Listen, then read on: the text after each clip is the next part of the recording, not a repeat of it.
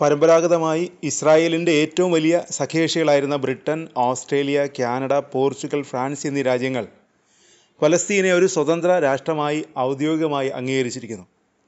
ഐക്യരാഷ്ട്രസഭയിലെ 193 അംഗങ്ങളിൽ ഇതിനോടകം 147 രാജ്യങ്ങൾ ഈ നിലപാട് സ്വീകരിച്ചിട്ടുണ്ട്. ഈ നടപടി പശ്ചിമേഷ്യൻ രാഷ്ട്രീയത്തിൽ പുതിയ ചലനങ്ങൾ സൃഷ്ടിച്ചിരിക്കുകയാണ്. ഇസ്രായേലിൻ്റെ നിലപാടുകൾക്കെതിരെയുള്ള അന്താരാഷ്ട്ര സമൂഹത്തിൻ്റെ വർദ്ധിച്ചു വരുന്ന അതൃപ്തി ഈ നിലപാടുകളിൽ കാണാം. പാശ്ചാത്യ രാജ്യങ്ങളുടെ ഈ നീക്കത്തോട് ഇസ്രായേൽ പ്രധാനമന്ത്രി ബെഞ്ചമിൻ നെതന്യാഹു അതിശക്തമായി പ്രതികരിച്ചു.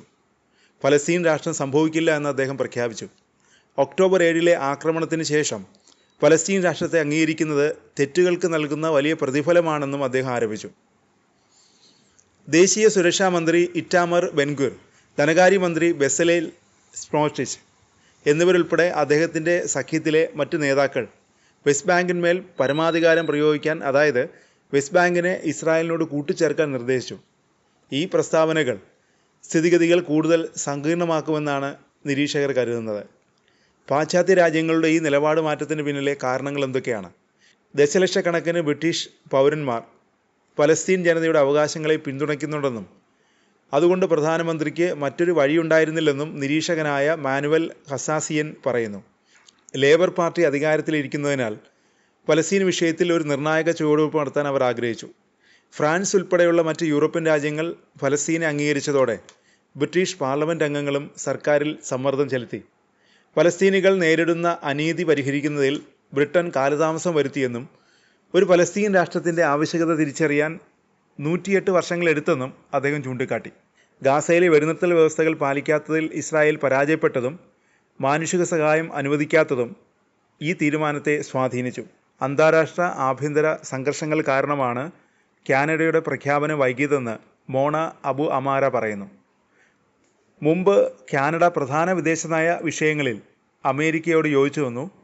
കൂടാതെ സയനിസ്റ്റ് ലോബിയുടെയും ഇസ്രായേൽ അനുകൂല സംഘടനകളുടെയും ശക്തമായ സമ്മർദ്ദം സർക്കാരിനെ പിന്തിരിപ്പിച്ചു.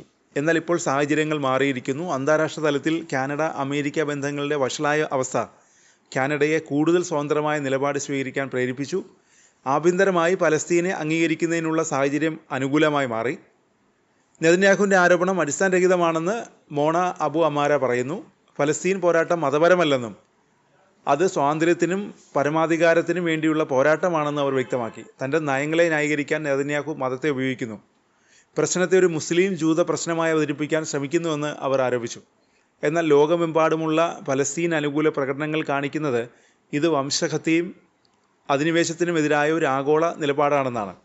ഫലസ്തീനിലെ സ്വാതന്ത്ര്യം നേരിടുന്ന തടസ്സങ്ങളെക്കുറിച്ച് സംസാരിക്കവേ മാനുവൽ ഹസാസിയൻ ഇസ്രായേലിൻ്റെ സൈനിക അധിനിവേശം തുടരുന്നതാണ് പ്രധാന പ്രശ്നമെന്ന് ചൂണ്ടിക്കാട്ടി.